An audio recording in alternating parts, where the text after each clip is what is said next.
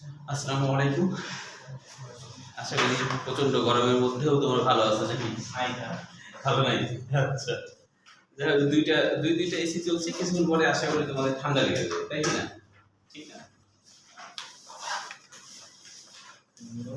পরীক্ষার মধ্যে তো পড়া পড়ে লাভ নাই। কোথা থেকে? অগ্রসর থেকে। না, এটা কি কথা? আমাদের সামনে থেকে আপনি দেখে পরীক্ষা দেন, আমরা দেখি। আচ্ছা, নারীদের পরীক্ষা শেষ। নামি কি হতে পারে?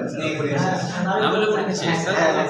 আমাদের নামীকে পড়া করতে হবে। নারীদের পরীক্ষা। স্যার, আমাদের পরীক্ষা জুলাই শেষ হয়ে গেছে। তাই? হ্যাঁ স্যার, নারীদেরও পরীক্ষা হয়েছে। আচ্ছা, আগামী দিকে শুধু নামের পড়া বলবা, আর তোমার সিন মানে যাদের পরীক্ষা হচ্ছে না, ও তোমার চলছে। ও আচ্ছা, একটা কাজ করবেন, আমাদের দুটো প্রশ্ন হয়, সব প্রশ্ন আমাদের পক্ষ থেকে অ্যাড্রেস দিন। তাই? হ্যাঁ, পরীক্ষা না পারি সবাই টাকা দিয়ে দিবে। কাকে টাকা দিবেন? আচ্ছা, দেখো তাহলে আজকে না ধরি দেরি হয়ে গেল। অগ্ন্যাশয় বা প্যানক্রিয়াস। প্রথম কথা হলো যে প্যানক্রিয়াস এর বাংলা অর্থ কিন্তু আসলে কি জানো? প্যান মানে অল, ক্রিয়াস মানে মাংস, মানে পুরোটাই মাংস। প্যানক্রিয়াসের প্যান, PAN, প্যান, এটা মানে হলো অল। আর ক্রেস প্যানক্রিয়াস না, প্যানক্রিয়াস এর অর্থ হলো মাংস।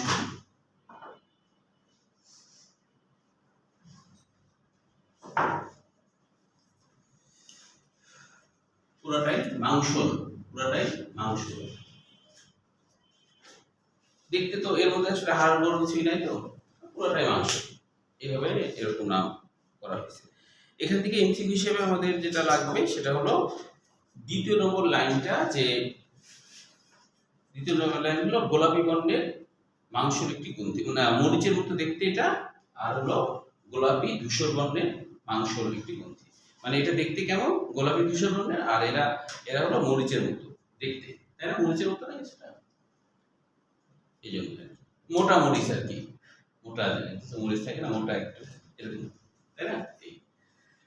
আচ্ছা, এরপরে দেখো গঠনে অগ্ন্যাশয় 12 থেকে 15 সেন্টিমিটার লম্বা ও প্রায় 5 সেন্টিমিটার চওড়া একটি মিশ্র গ্রন্থি। মিশ্র গ্রন্থি কেন বলা হচ্ছে মনে হয় তোমরা বলতে পারবা, বলো। মিশ্র গ্রন্থি, হ্যাঁ, যে গ্রন্থির মধ্যে দিকে দুই ধরনের মানে গ্রন্থি আছে আর কি, যার মধ্যে দুই ধরনের গ্রন্থি আছে, তাই না? একটা হলো অন্তঃভরা গ্রন্থি আর একটা হলো বহিঃভরা গ্রন্থি। তাহলে অগ্ন্যাশয়ের মধ্যে দেখা যায় দুই ধরনেরই গ্রন্থি আছে, সেজন্য এটাকে মিশ্র গ্রন্থি বলছে, মানে মিক্সচার, তাই না? যেমন আমাদের মুখমণ্ডলের মধ্যে কি দুই রকমের গ্রন্থি আছে? তা কিন্তু নাই, তাই না? তাহলে আমাদের মুখমণ্ডলে এটা আর বলবো না যে মিশ্র গ্রন্থি এরকম। তাহলে হচ্ছে এরা লম্বা, এটা আর মিশ্র গ্রন্থি, এটা মনে রাখবো। তারপরে দেখো আমাদের 6 নম্বর লাইন থেকে মনে রাখতে হবে, অগ্ন্যাশয়ের গ্রন্থিগুলো থেকে ছোট ছোট নালিকা বেরিয়ে একত্রিত হয় এবং উইসাং নালী গঠন করে। এই উইসাং নালী কোথায় দেখতে পাওয়া যায়, এটা আর কি এমসিকিউ হিসেবে আসে। উইসাং নালীটা কিরকম বলছে যে, মনে করো এটা অগ্ন্যাশয় এরকম ছোট ছোট নালী, এরকম ছোট ছোট নালী। তো এই ছোট ছোট নালী একটা মোটা নালী বড় নালীতে উন্মুক্ত হয়েছে। তাহলে এই যে বড় নালীটা, এর নামই হলো উইসাং নালী, এর নাম হলো উইসাং নালী। উইসাং তো বুঝতেই পারছো, এটা একটা বৈজ্ঞানিকের নাম, তাই না? এটা একটা বৈজ্ঞানিকের নাম, বৈজ্ঞানিকের নাম, তাই। তাহলে এটা হলো উইসাং নালী। কিন্তু গোটা অগ্ন্যাশয় আমরা যদি দেখি, তাহলে বাইরের দিকটা এরকম খাসকাটা মতো, পাতার মতো আর কি, এটা এইভাবে থাকে। আর এখানে যে দুই ধরনের গ্রন্থি কেন বলা হচ্ছে খেয়াল করো। এদের এই নালীর সাথে গ্রন্থি আছে, এই সমস্ত নালীর সাথে এরকম গ্রন্থি আছে, নালীর সাথে। আর আরেকটা গ্রন্থি আছে কোথায়? ভিতরে। দেখো, এটা কিন্তু কোনো নালীর সাথে কানেকশন নাই। নালীর সাথে যদি কানেকশন না থাকে তাহলে সেটাকে আমরা বলি অন্তঃক্ষরা গ্রন্থি। আর নালীর সাথে যদি কানেকশন থাকে তাহলে সেটাকে বলি বহিঃক্ষরা গ্রন্থি। অন্তঃক্ষরা গ্রন্থি কোনটা হবে? নালী থাকবে না, যদি নালী না থাকে তাহলে সেটা অন্তঃক্ষরা। এটাকে এন্ডোক্রাইন বলা হয়, ইংরেজিতে মনে রাখবো, এন্ডোক্রাইন গ্ল্যান্ড। অন্তঃফলা গ্রন্থিকে ইংরেজিতে কি বলা হয়? এন্ডোক্রাইন। তাহলে এটা হলো এন্ডোক্রাইন, এন্ডোক্রাইন, এন্ডোক্রাইন গ্রন্থি। আর এই গ্রন্থিগুলো তো নালীযুক্ত, নালীর সাথে কানেকশন, এটাকে বলা হয় এক্সোক্রাইন, এটা হলো এক্সোক্রাইন। তাহলে এন্ডোক্রাইন গ্ল্যান্ড, এক্সোক্রাইন গ্ল্যান্ড।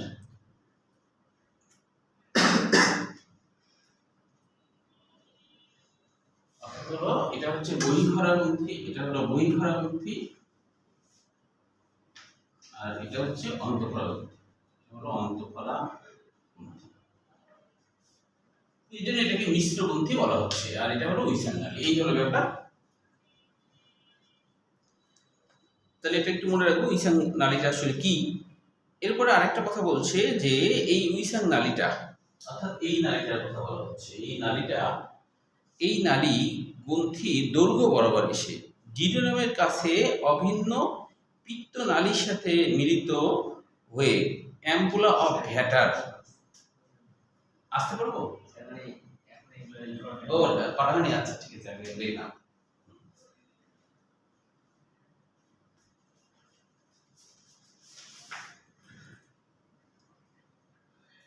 শেষ করো। একটা কথা প্রচলিত আছে যে কম শিখলেও ভালো করে শেখা উচিত। হ্যাঁ, অনেক শিখলা কিন্তু ভালো হলো না, তাহলে তো লাভ নাই। হ্যাঁ, খাওয়া দাওয়া তাই, মনে করো অনেক খাইছো কিন্তু হজম হলো না, তাহলে তো কাজ হবে, ঠিক না? তো কম শিখলেও ভালোভাবে শেখাই ভালো, কারণ একসাথে যেটা লিখতেছো অবশ্যই লেখার অবস্থায় কিন্তু আসলে শোনা যায় না, তাই না? মনোযোগ থাকে না এভাবে। বাস্তবে কি মানুষের এটা একটা বলা যায় অক্ষমতা, মানুষ একসাথে তার মনকে দুই দিকে দিতে পারে না। তার প্রমাণ কি জানো? যদি একই সময় দুইটা বল তোমার দিকে ছোড়া হয় আর বলা হয় যে তুমি এবার মারো ব্যাট দিয়ে, পারা যাবে? দুই হাতে দুইটা ব্যাট মনে করো, হ্যাঁ, একই সময় দুইটা বল ছোড়া হয়েছে, এবার বলা হলো যে দুইটাকে তুমি মারো, মারতে পারবা? আর মানে সম্ভব না। যারা ভলিবল খেলে তারা তো এইভাবে বল করে আবার সামনের দিকে তাকায় ফোকাস করে না, ওটা তো তোমার ওটা কিন্তু মানে বলটা তো অনেক বড় জিনিস, তো ধরো এরকম করে কিন্তু সারাক্ষণ কিন্তু যে বলের দিকে তাকায় না তা না, মাঝে মধ্যে তোমার ওই দিক থেকে মাঝে মধ্যে দিক থেকে। আমরা যখন ফুটবল খেলছি, ফুটবল খেলার সময় কি সারাক্ষণ ক্রিকেট দিকে তাকানো যায়? তাহলে তুমি বল কাটাতেই পারবে না। তুমি যখন বল কাটাচ্ছ বলের দিকে কিন্তু কি রাখাই লাগে, তাই না? তবে মাঝে মাঝে তাকাতে হবে যে আমার প্লেয়ার কোথায় আছে, তাই না? এরকম আর কি, বুঝতে পারছো?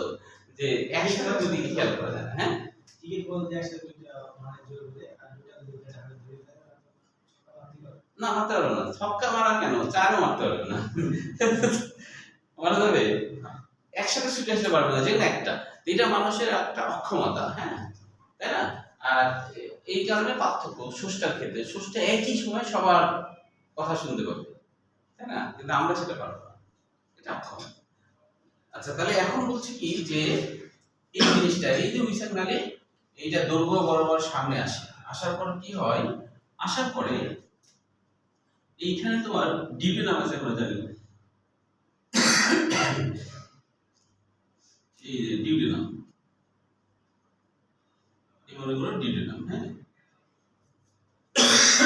এখানে কিন্তু অগ্নাশয় থেকে আবার অগ্নাশয় বলছি যকৃৎ থেকে পিত্ত নালী আসে, তাই না? তো পিত্ত নালীটা কিন্তু এর তল দিয়ে আসে, এদিক হয়ে এর তল দিয়ে এখানে যুক্ত হয়, তল দিয়ে এসে এখানে যুক্ত হয়। তো এই যুক্ত হওয়ার সময় এই নালীটা এইখানে যখন এর সাথে যুক্ত হবে তখন একটু স্ফীতি অর্জন করে, একটু স্ফীত হয়, একটু স্ফীত হয়। এই স্ফীত হলে এর নাম হলো অ্যাম্পুলা। এর নাম কি? অ্যাম্পুলা। বুঝছো? তো এটা তো আসলে অভিন্ন পিত্ত নালী, তার ওদিক কিন্তু সামনের দিকে কিন্তু শাখা প্রশাখা ছিল, মানে যেখানে যকৃৎ, সেখানে বিভিন্ন ডান যকৃৎ, বাম যকৃৎ বিভিন্ন জায়গা থেকে কালেকশন করে নিয়ে আসছে না, কিন্তু এটাতে একটাই পিত্ত নালী, এটাতে একটাই পিত্ত নালী, তাই না? তাহলে এই পিত্ত নালীটা ডিউডেনামে ঢুকছে, এখানেও কিন্তু অ্যাম্পুলা আছে। ওই দিনে যকৃতের ওখানেও কিন্তু আমরা অ্যাম্পুলার কথা বলেছি, এখানেও একটা অ্যাম্পুলা, আবার এখানেও একটা অ্যাম্পুলা। বুঝতে পেরেছো? অ্যাম্পুলা মানে স্ফীতি বোঝায়। অ্যাম্পুলা মানে স্ফীতি, স্ফীতি মানে হলো হালকা মোটা। হ্যাঁ মোটা।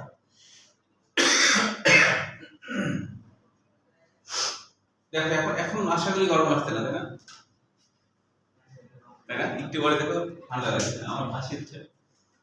আচ্ছা, তাহলে এখন দেখো যে আমরা এটা তাহলে বুঝতে পারলাম অ্যাম্পুলা ভ্যাটার নাম কেন হলো। ভ্যাটার তো বৈজ্ঞানিকের নাম, অ্যাম্পুলা মানে স্ফীতি। আচ্ছা, এরপরে বহিঃঘরা গ্রন্থি আর অন্তঃঘরা গ্রন্থি, এখান থেকে কোনো কোশ্চিন হয় না, এটা তো এমনিতেই জানো। গ্রন্থির আবার আলাদা অধ্যায় আছে, 10 অধ্যায় সেখানে আছে, এই জন্য এখান থেকে কোশ্চিন হয় না। এখানে আমরা শুধু মনে রাখবো যে বহিঃঘরা গ্রন্থি আসলে কি, অন্তঃঘরা গ্রন্থি আসলে কি। অন্তঃঘরা গ্রন্থির মধ্যে আইল্যান্ডস অফ ল্যাঙ্গারহ্যান্স আছে এবং সেটা কোথায় থাকে? অগ্ন্যাশয়ের মধ্যে। তো এই যে গ্রন্থিগুলো যেটাকে আমরা বলছি এন্ডোক্রাইন গ্ল্যান্ড, এই এন্ডোক্রাইন গ্ল্যান্ডেরই নাম হলো আইল্যান্ডস অফ ল্যাঙ্গারহ্যান্স। এই গ্রন্থির নাম হলো আইল্যান্ডস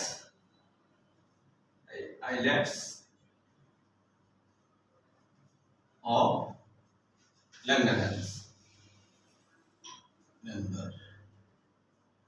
ল্যাঙ্গারহ্যান্স কেন এটাও বুঝতে পারছো? আইল্যান্ডস মানে দ্বীপপুঞ্জ। আইল্যান্ডস মানে কি? দ্বীপপুঞ্জ।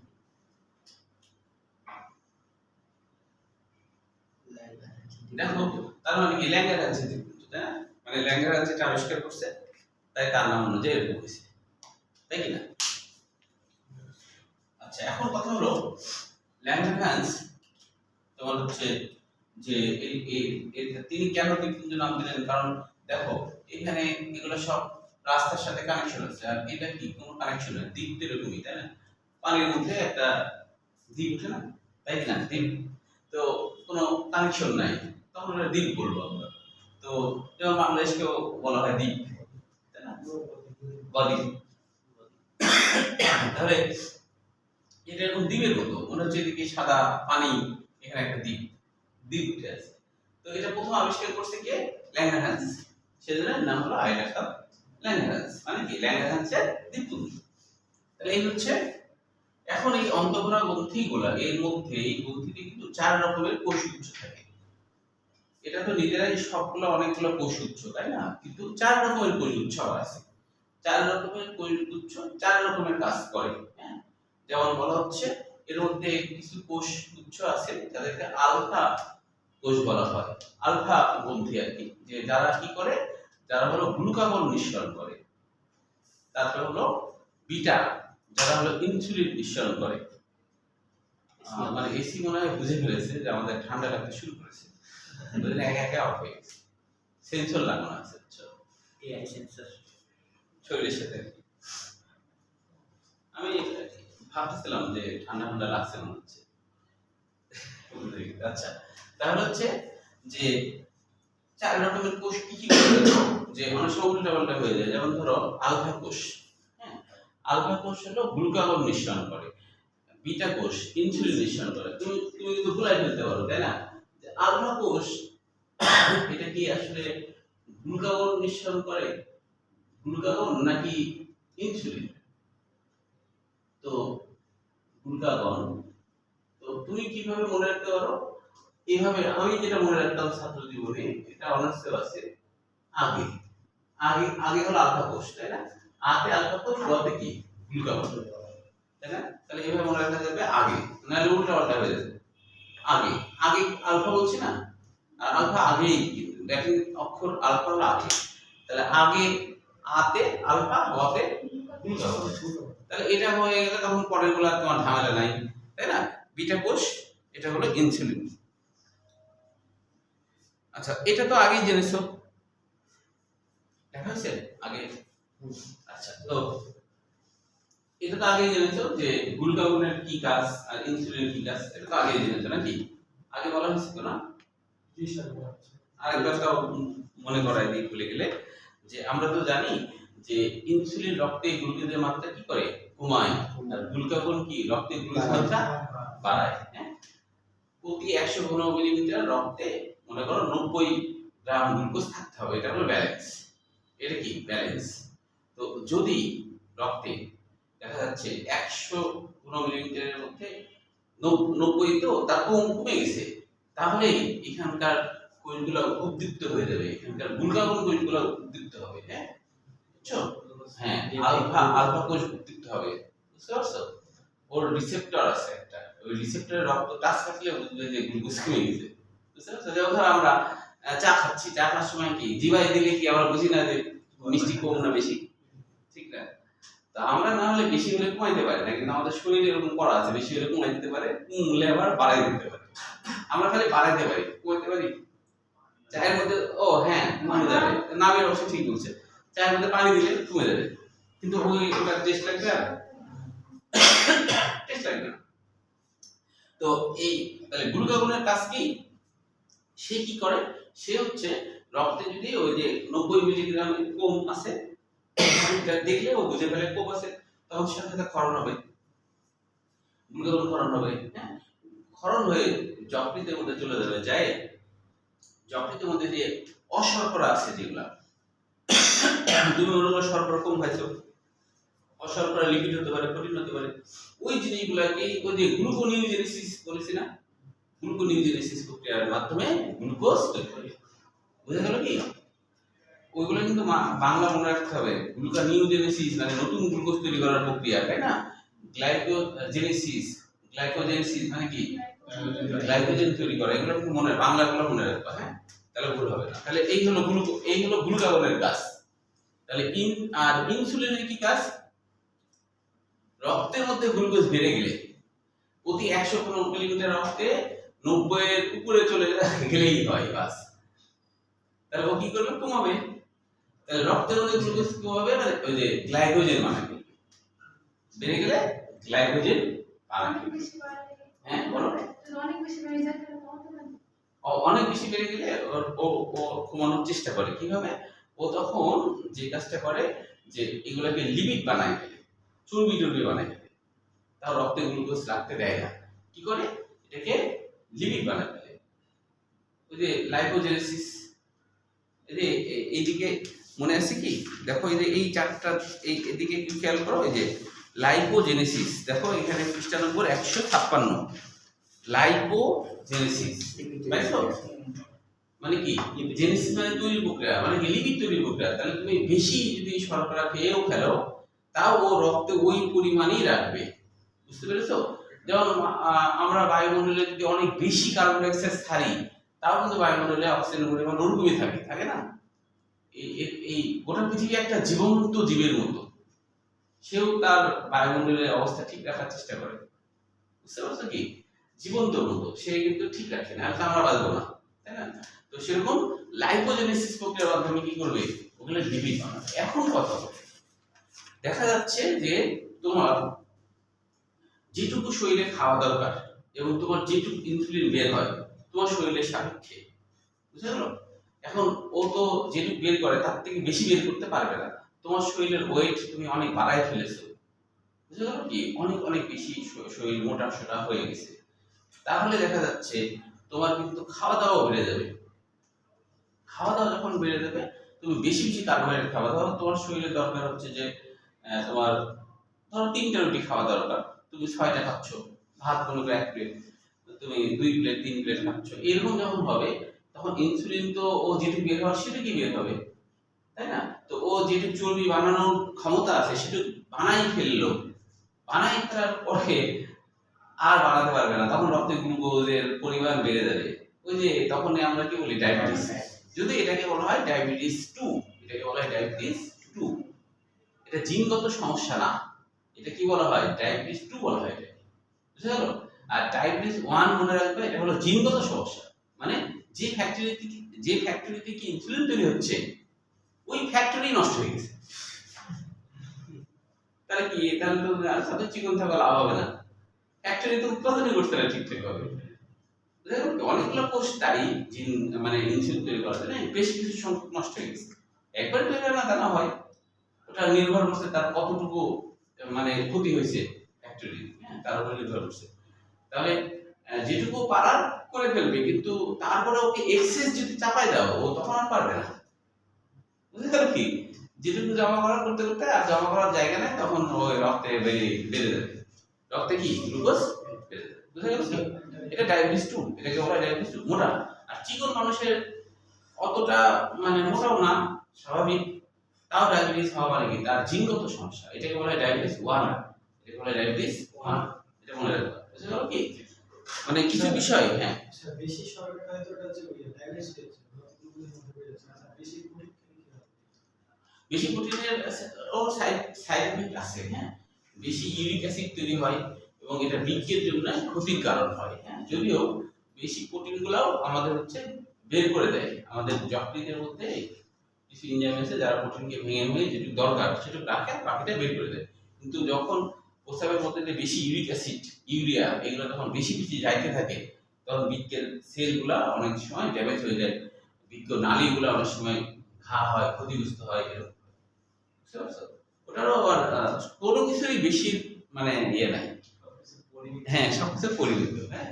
তবে তোমার শরীর চেষ্টা করবে প্রাথমিক অবস্থায় তোমাকে বাঁচিয়ে দেওয়ার, হ্যাঁ চেষ্টা করবে। তো ওর তো একটা ক্ষমতা আছে, সেই ক্ষমতার বাইরে গেলে ও আর ইয়ে করবে না, তোমাকে আর বাঁচাবে না, বুঝতে পারছো?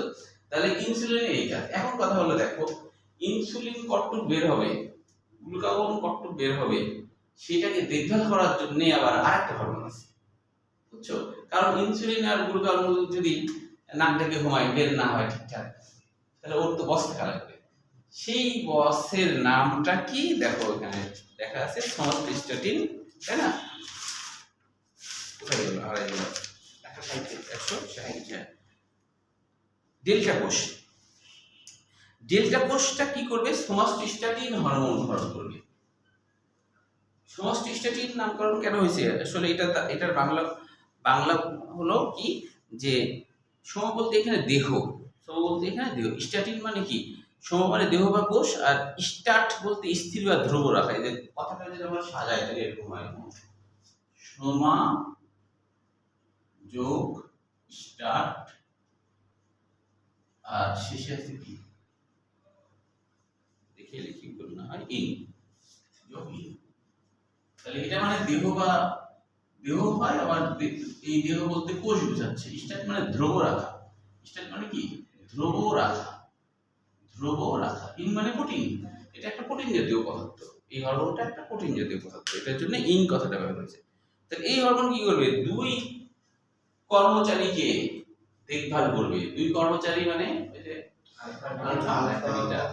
ওরা ঠিক মতো বের হচ্ছে কিনা, হ্যাঁ কি কম বের হচ্ছে কিনা, ওগুলাকে দেখবে। তবে এখানে একটা বিষয় কিন্তু মনে রাখতে হবে, ইনসুলিন ঘোরা দেয়, মেডিকেল অ্যাডমিশনে একটু বেশি ঘোরা দেয়, বুঝছো? মেডিকেল অ্যাডমিশনে বেশি ঘোরা দেয়। এবং কেন মেডিকেল অ্যাডমিশনের জন্য ভালো ভালো স্টুডেন্টকে বেছে নেওয়া হয়, কারণ কি মেডিকেলের জন্য, কারণ কি যে এই মেডিকেল সায়েন্সটা কিন্তু মানব দেহ নিয়ে কাজ করা, এবং হচ্ছে যে এখানে কিন্তু অনেক বড় বড় ইঞ্জিনিয়ারিং ব্যাপার স্যাপার থাকে। অনেক সময় আমার কিছু স্টুডেন্ট বলে যারা ডাক্তার, ঢাকাতে অনেকে আছে, হ্যাঁ ইমার্জেন্সিতে চাকরি করে, মানে ইমার্জেন্সিতে ঢাকা মেডিকেল কলেজে আছে, সার্সলিগুলাতেও আছে আমার একজন ডাক্তার। মানে ওরা বলে যে অনেক সময় এমন হয় যে একটা রুগী এসে ইমার্জেন্সি তো খালি মানে যেগুলো ওই মারাত্মক মারা যাওয়ার মধ্যে এরকম বেশি আসে ম্যাক্সিমাম, তাই না? তো অনেক সময় রুগী আসে, রুগী যেন আমাকে বলছে, ইশারায় বলছে, কথা তো বলতে পারছে না, ইশারায় বলছে যে ডাক্তার সাহেব আমি আর 10 মিনিট হয়তো বেঁচে থাকবো, এর মধ্যে আপনি যা করার করেন, নাহলে আমি কিন্তু গেলাম। হ্যাঁ, তো ওই সময় এমন কোন একটা ওষুধ লাগবে, কিন্তু ওই ধরনের ওষুধ দেখা যাচ্ছে যে 4-5 রকমের ওষুধ আছে, এর মধ্যে আমি একটা মানে ওই 4-5টার মধ্যে যে কোনো একটা দিব, সেটা সঠিক যদি না হয়ে যায় তাহলে মারা যাবে। তো ওই সময় মাথা হ্যাং হয়ে যায়, তাই বলছে কোনটা দিব, কি করব। তাহলে বেশি ট্যালেন্ট ছাড়া তো ডাক্তারের হলে তো সমস্যা, তাহলে একটু ভালো বলে নিতে হবে। তাহলে এখানে কোন ইঞ্জিনিয়ারিং ব্যাপার আছে মারাত্মক, এবং এমনি তো পদার্থের ইঞ্জিনিয়ারিং ব্যাপার কি, ওটা ধরো মারা যাওয়ার কোনো ব্যাপার নাই, আর এইখানে তো বেশি নিখুঁত ইঞ্জিনিয়ারিং, এখানে মারাই যাবে, চিন্তা করতে পারছো? আর তুমি খবরদারি করছো, একজন ইঞ্জিনিয়ার আমাদের বানাইছে, আর সেই বানানো জিনিসের উপর তুমি ইঞ্জিনিয়ারিং করছো, এটা তো আরো বেশি মারাত্মক, মারাত্মক না কি না? কথা বলতে তো ওগুলো তো সংস্কার, ওগুলো মারা যাওয়ার কিছু নাই, নষ্ট না ঠিক আছে, মানুষ নষ্ট ঠিক হবে একবার বলে গেলে তো বলছে এরকম। তো এই সময় কোন ওষুধ ওই জায়গা থেকে একটু ভুল হয় তাহলে শেষ। তাহলে ওই যে যেমন দেখছিলাম যে একটা ওই মানে ইন্ডিয়ার একটা সিনেমার ডাক্তারি ভালো ডাক্তার পুরো দেখে একটু মানে দেখছি যে এখন হচ্ছে যে রুগী আসছে ওরকম মানে আর 10 মিনিট সে মধ্যে ওকে না বাঁচালে মারা যাবে, 10 মিনিটের মধ্যে ওকে যদি ইঞ্জেকশনটা পুশ না করা যায় মারা যাবে। তখন ডাক্তার বলছে কোন ওষুধ দেবো, কোন ওষুধ দেবো, হ্যাঁ হ্যাঁ মনে করছে এই ওষুধটা আমাদের হাসপাতালে একটাই আছে, এইটাই ওকে তাড়াতাড়ি পুশ করে দিলেই ও বাঁচতে যাবে, সময় কিন্তু হাতে 10 মিনিট। তখন নার্স বলছে যে দেরি করা তোমার, তাড়াতাড়ি এই ধরো তুমি এটা ধরে রাখো, আমি তাড়াতাড়ি ইয়ে করি সিরিঞ্জ রেডি করি, ওকে দিছে তাড়াহুড়া করতে হাত থেকে পড়ে গেছে।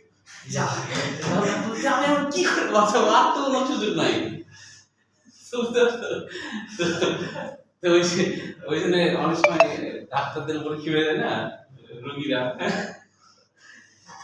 তো ওখানে ওখানে ব্রেনের খেলা আছে, মারাত্মক ব্রেনের খেলা। আরে জবাব করে হ্যাঁ হ্যাঁ বলছি এটা জবাব করে থাকতে হবে। হ্যাঁ, বেসরকারি হাসপাতাল বসে দায়িত্ব নিতে চায় না, এইসব কেস মারাত্মক ইয়ে হলে দায়িত্ব নিতে চায় না।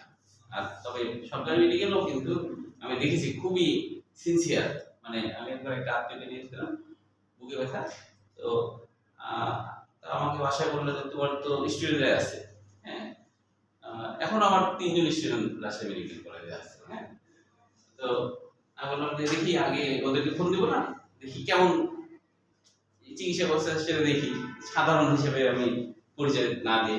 তো দেখলাম যে কোনো ইয়ে না, আমি গেলাম সাথে সাথে তোমার ভর্তি রেটে হলো, তারপরে দেখলাম যে ডাক্তার সাথে সাথে চলে আসলো, ডাক্তার এসে চেক আপ, ও না ডাক্তার আসার আগে যেটা হলো নিয়ে গেলাম একটা নার্স দৌড় দিয়ে এসে 5টা ট্যাবলেট দিয়ে বললো এটা এক্ষুনি খাওয়া দেয়, খাওয়া দিলাম, তারপরে ডাক্তার আসলো। মানে ডাক্তার তো আগে বলে রাখছে, নার্সদেরকে ওষুধ দিয়ে রাখছে যে বুকে ব্যথার জন্য আসলে খাওয়া দেওয়া হবে, মানে ওকে হার্ট অ্যাটাক থেকে বাঁচানোর জন্য।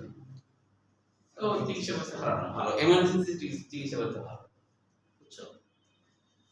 আচ্ছা তাহলে হচ্ছে যে তাহলে এই মানে কি সমস্ত স্টার্টিং নামকরণটা কেন হলো বুঝলাম, তাই না? তাহলে যে কোষটা কি করতেছে ধ্রুব রাখছে, ধ্রুব মানে কি কতটুকু ইনসুলিন বের হতে হবে, কতটুকু গ্লুকাগন বের হতে হবে, এটা ঠিক রাখে, তাই কি না? এটা হলো সমষ্টি স্টার্টিং। নাবিল বুঝা গেছে? আচ্ছা এবার তাহলে আমরা দেখি এরপরে আরেকটা বলছে, দেখো পিপি বা গামা কোষ। তো এই জিনিসটার কাজ কি বইয়ে লেখা নাই যদিও, কিন্তু তোমরা একটু লিখে নিতে পারো। উপরে 3টাকে দেখভাল করে, তার মানে উপরে 3টার বস হলো পিপি, উপরে 3টার বস কে? পিপি। উপরে 3টার বস পিপি। পিপির কাজ হলো উপরে 3টা ঠিকঠাক মতো কাজ করছে কিনা সেটা দেখভাল করা, উপরে 3টা ঠিকঠাক ভাবে কাজ করছে কিনা সেটা দেখা, এটা হলো পিপি।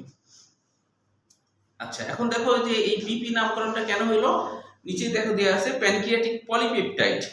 পলিপেপটাইড কেন বলা হচ্ছে, কারণ সাধারণত দেখা যায় যে হরমোন বা এনজাইম, হ্যাঁ যদি তোমার যদিও সব হরমোন কিন্তু প্রোটিন জাতীয় যে হয় তা কিন্তু না, অনেক হরমোন আছে লিপিড জাতীয় হয়। তো এখানে এই হরমোনটা অ্যামাইনো অ্যাসিড দিয়ে গঠিত, হ্যাঁ এরা হলো পরিপূর্ণ প্রোটিন হতে পারেনি, সেই জন্য পলিপেপটাইড বলা হচ্ছে। প্যানক্রিয়াটিক পলিপেপটাইড কেন বলা হচ্ছে, অগ্নাশয় থেকে পলিপেপটাইড আসছে। পলিপেপটাইড মানে যখন আমরা 100 রকম অ্যামাইনো অ্যাসিডের গুচ্ছ দেখবো তখন তার নাম হবে পলিপেপটাইড, আর 100 বা তার বেশি অ্যামাইনো অ্যাসিডের গুচ্ছ তখন প্রোটিন, বুঝা গেল? তাই এর নাম হলো প্যানক্রিয়াটিক পলিপেপটাইড। এটা এখানে এটা কতটা অ্যামাইনো অ্যাসিড দিয়ে গঠিত জানো? মাত্র 36টা অ্যামাইনো অ্যাসিড দিয়ে গঠিত, লিখে রাখতে পারো, এটা হলো মাত্র 36টা অ্যামাইনো অ্যাসিড দিয়ে গঠিত। তাহলে আশা করি এটা তোমরা মনে রাখতে